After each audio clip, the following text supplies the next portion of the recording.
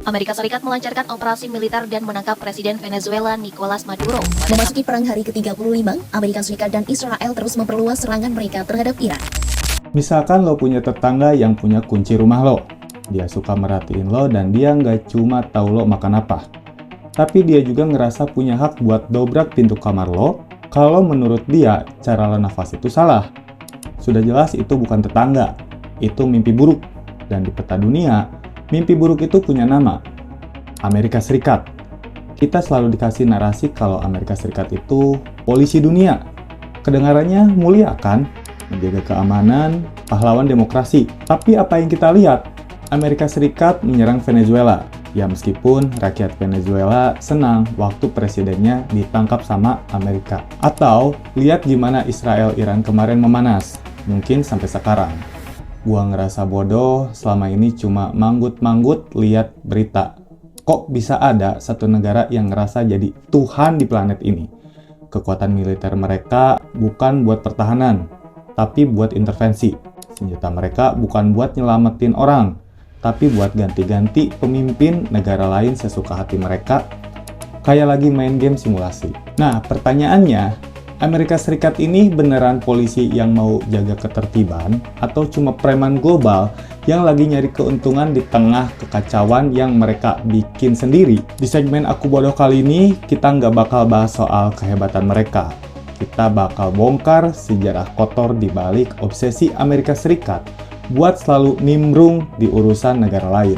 Dari awal mereka merdeka, sampai titik di mana mereka ngerasa punya dunia ini. Siapin mental Bapak Ibu sekalian, karena kita bakal bedah gimana polisi ini sebenarnya bekerja. Ya lupa, opening dulu. Halo semuanya, gue Novan Fefari, dan selamat datang kembali di segmen Aku Bodoh.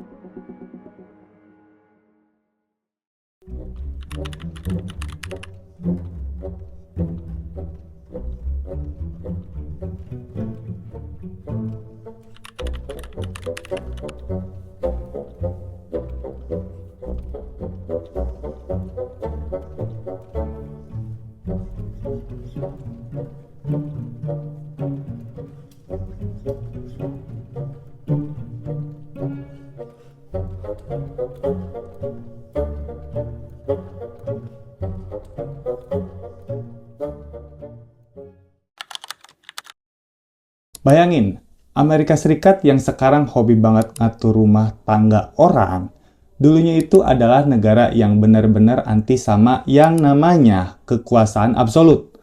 Lahir tahun 1776 karena muak dijajah Inggris, para pendirinya itu trauma sama penindasan, konflik, dan drama pajak.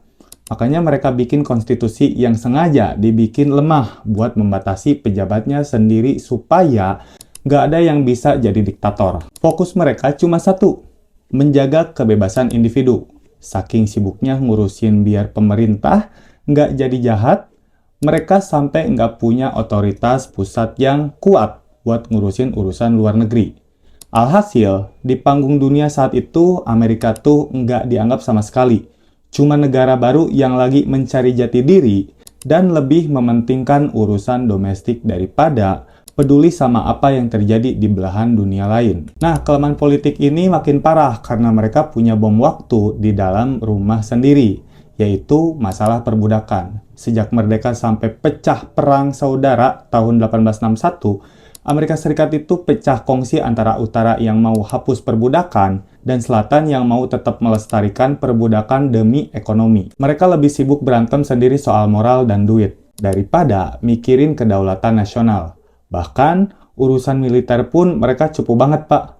Para pendirinya skeptis sama tentara tetap karena dianggap ancaman buat rakyat. Mereka lebih percaya sama milisi amatir. Cuma, Alexander Hamilton yang saat itu sadar kalau negara tanpa militer permanen itu bakal jadi mangsa empuk. Tapi idenya malah nggak laku karena orang-orang lebih milih kebebasan daripada kekuatan militer. Jadi di awal sejarahnya, Amerika Serikat itu bukan polisi dunia. Mereka itu cuma sekumpulan orang yang lagi berantem di rumah yang bocor, tanpa senjata dan gak punya nyali buat ikut campur urusan orang lain.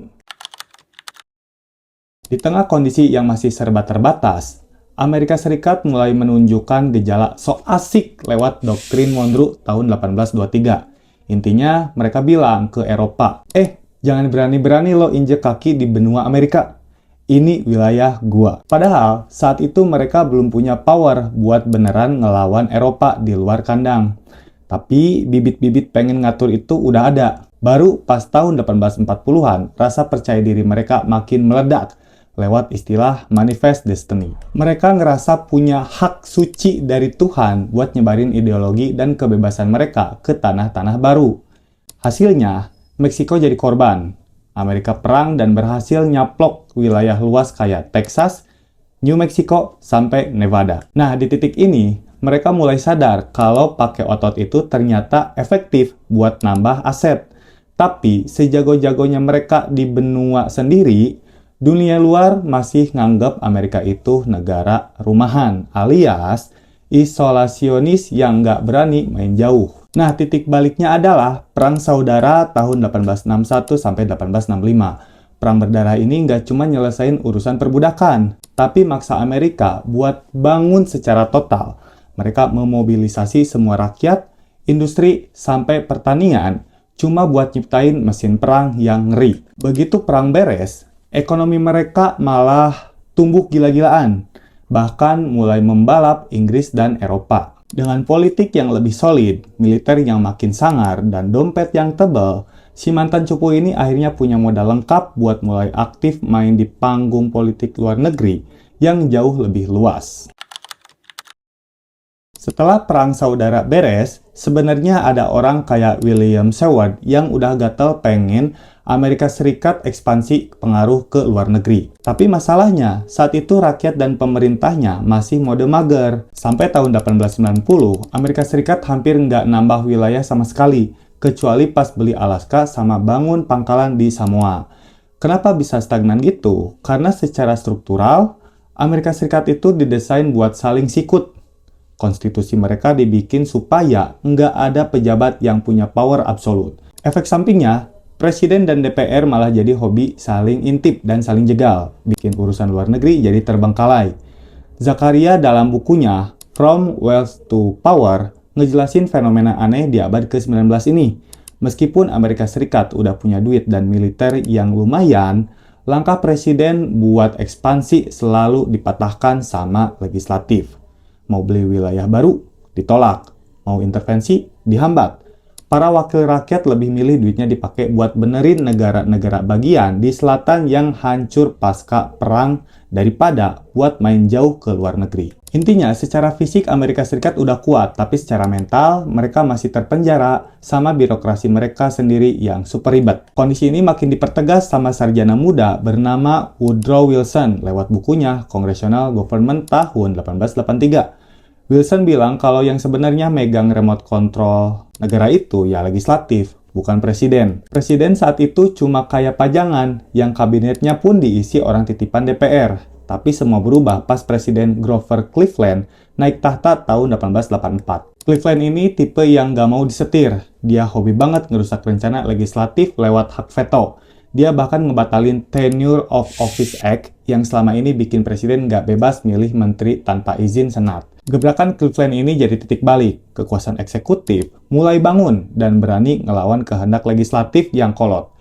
Lucunya, Woodrow Wilson yang tadinya ngeremehin posisi presiden, malah berubah haluan di tahun 1903. Dia narik omongannya sendiri dan bilang kalau sekarang eksekutiflah yang paling penting. Dia bahkan ambis banget pengen jadi presiden karena dia sadar pintunya udah kebuka lebar. Amerika Serikat nggak lagi cuma dengerin ocehan orang di parlemen, tapi mulai fokus pada satu komando di tangan presiden buat mulai agresif di panggung dunia. Di sisi ekonomi, Amerika Serikat sejak 1885 udah jadi juara dunia, Pak. Munculnya perusahaan-perusahaan raksasa yang bisnisnya lintas negara bagian, maksa pemerintah pusat buat makin aktif. Gak mungkin urusan bisnis skala nasional cuma diurusin sama pemerintah daerah yang kecil-kecil. Kekuasaan pelan-pelan pindah dari daerah ke pusat, dari yang tadinya berceceran di banyak tangan, sekarang mulai ngumpul di meja kerja presiden. Amerika Serikat mulai sadar kalau buat ngelindungi kekayaan sebesar itu, mereka butuh manajemen pusat yang solid dan berani intervensi. Nah, urusan militer juga nggak kalah dramatis. Dulu militer Amerika Serikat itu isinya cuma politikus korup dan elit yang hobi main dagang sapi. Anggaran militer cuma jadi bancakan kroni-kroni penguasa. Bahkan, akademi militer kayak West Point aja lebih fokus ngajarin teknik bikin meriam, mirip ITB, daripada taktik perang yang strategis. Tapi semua berubah pas mereka lihat Prusia dari Jerman yang menang perang dengan cepat berkat staf militer yang profesional. Amerika Serikat langsung ketar-ketir. Mereka sadar kalau nggak berubah, mereka bakal digilas sama mesin perang modern. Akhirnya, militer Amerika Serikat mulai dibersihkan dari bau-bau politik, kolusi, dan nepotisme. Mereka nyusun rantai komando yang jelas dan bikin militernya jadi profesional. Dampaknya gede banget. Pemerintah pusat sekarang punya kendali penuh atas tentara tanpa perlu takut dijegal-jegal lagi sama legislatif. Secara politik, ekonomi, dan militer, semua kekuatan itu akhirnya menyatu dan pindah ke tangan presiden. Si polisi dunia ini akhirnya punya semua alat yang dibutuhin buat mulai beraksi dan mereka siap buat ngetok pintu rumah negara lain. Secara perlahan tapi pasti, ambisi Amerika Serikat buat punya politik luar negeri yang lebih agresif mulai kelihatan wujudnya. Tapi lo harus paham kondisi dunia saat itu, Pak. Awal abad ke-20 itu puncaknya zaman penjajahan. Negara-negara Eropa kayak lagi bagi-bagi kue, ngejajah hampir seluruh Asia dan Afrika. Cuma ada 3 negara yang lolos. Thailand, Liberia, dan Ethiopia itu pun kedaulatannya sering banget diobok-obok tetangganya. Amerika Serikat sadar, walaupun kemampuan mereka naik, Eropa juga makin jago. Jadi mereka harus pintar-pintar cari celah atau kesempatan buat nimbrung tanpa harus perang langsung sama raksasa Eropa. Nah, kesempatan itu datang lewat perang Rusia-Jepang tahun 1904-1905. Atau sering disebut Perang Manchuria. Ke Port Arthur menandai dimulainya Perang Rusia-Jepang. They knew that their grip on Manchuria was under threat. Perang Rusia-Jepang adalah konflik militer antar. Ini bukan cuma perang biasa, tapi rebutan wilayah strategis di Korea dan Manchuria. Buat Jepang, ini adalah panggung pembuktian kalau mereka bukan lagi negara Asia yang bisa disepelekan. Setelah ngalamin restorasi Meiji, Jepang berubah jadi mesin modern yang pengen setara sama Barat. Mereka mau nunjukin kalau mereka punya otot militer, politik, dan ekonomi yang cukup buat nantang siapapun yang berani ganggu kepentingan mereka di Asia Timur. Di sisi lain, Rusia itu raksasa dunia yang wilayahnya ngebentang dari Eropa sampai Asia. Mereka lagi berusaha manfaatin kekacauan di Tiongkok pasca pemberontakan Boxer buat makin kuat di Manchuria. Rusia butuh banget yang namanya pelabuhan air hangat di Pasifik, kayak Port Arthur, supaya kapal-kapal mereka bisa beroperasi sepanjang tahun tanpa takut beku. Rusia ngerasa terancam sama perkembangan Jepang yang makin satset dan mereka nggak mau jatah kekuasaannya di Korea sama Manchuria diganggu gugat sama negara kemarin sore di Asia. Perang akhirnya pecah lewat cara yang bikin dunia kaget. Jepang ngelakuin serangan mendadak ke armada Rusia di Port Arthur tanpa pernyataan perang resmi. Ini strategi licik tapi cerdik buat ngancurin kekuatan laut Rusia sebelum mereka sempat kumpul. Selama 1,5 tahun, mereka baku hantam di darat, laut, sampai udara. Hasilnya, Jepang menang telak di sebagian besar pertempuran karena senjatanya lebih canggih dan pasukannya lebih jauh disiplin. Tapi ya gitu, menang perang bukan berarti nggak boncos. Jepang mulai kehabisan logistik dan duit. Sementara Rusia malah kena krisis politik di dalam negerinya sendiri gara-gara malu kalah terus. Disinilah momen ajaib Amerika Serikat terjadi. Perang yang berdarah-darah itu akhirnya berakhir lewat perjanjian Portsmouth tahun 1905 dan tebak siapa yang jadi penengahnya?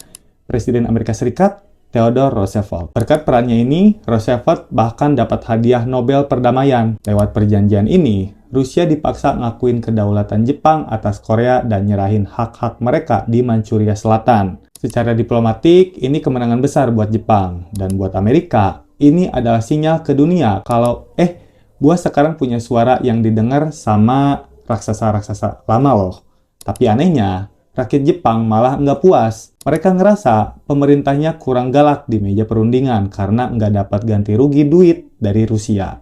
Mereka ngerasa Barat, termasuk Amerika, sebenarnya masih nggak benar-benar hormat sama Jepang, meskipun mereka udah menang perang. Perasaan dianaktirkan inilah yang akhirnya bikin Jepang makin agresif dan ekspansional di masa depan. Mereka mikir kalau mau dihargai dunia, mereka harus jadi lebih galak lagi. Benih-benih dendam ini jugalah yang nantinya bakal meledak jadi perang Pasifik di Perang Dunia II.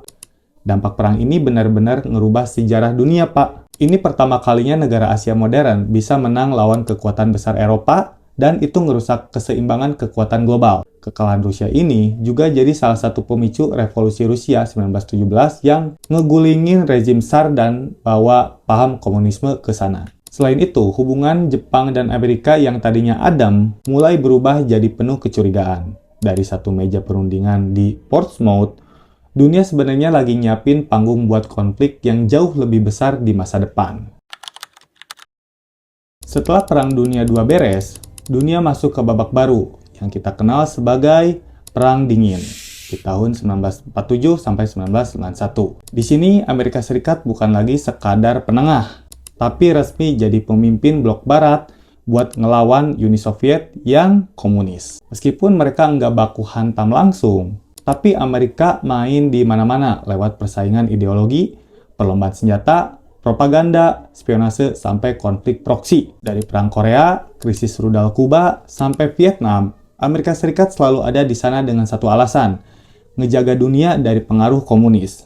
Padahal ya itu cara mereka buat mastiin liberalisme dan kapitalisme mereka tetap jadi penguasa pasar global. Begitu Uni Soviet runtuh tahun 1991, Amerika Serikat otomatis jadi pemain tunggal alias satu-satunya negara adidaya di muka bumi. Nggak ada lagi yang bisa ngerem langkah mereka. Dari situ, peran mereka sebagai polisi dunia makin nggak terkendali.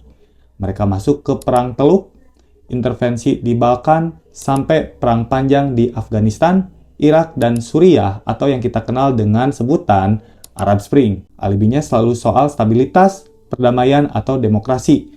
Tapi kenyataannya mereka cuma lagi memproteksi kepentingan nasionalnya sendiri di berbagai titik panas dunia. Mereka benar-benar jadi hakim, jaksa, sekaligus polisi di saat yang bersamaan. Penting buat kita sadari kalau peran Amerika Serikat ini nggak pernah statis. Mereka selalu adaptasi sama situasi politik dan ekonomi dunia. Gaya kepolisian mereka bisa beda-beda tiap ganti presiden, tapi tujuannya tetap satu, mempertahankan dominasi. Mereka bakal terus campur tangan dalam isu global selama itu menguntungkan posisi mereka sebagai nomor satu. Nah, pertanyaannya sekarang, apakah dunia benar-benar butuh penjaga seagresif ini? Atau ini cuma soal satu negara yang ketakutan kehilangan tahtanya? Dan jawaban ini yang bakal kita bedah lebih dalam lagi di episode selanjutnya. Dan kayaknya udah kepanjangan deh. Kita lanjut lagi nanti di part 2. Semoga bisa secepatnya buat ngerjain dan uploadnya. Jadi, Bapak Ibu sekalian, pantengin channel gue ya. Oke lah, mungkin segitu dari gue. Semoga apa yang gue share ini ada manfaatnya. Sampai ketemu di video selanjutnya. Jangan lupa subscribe. Bye-bye.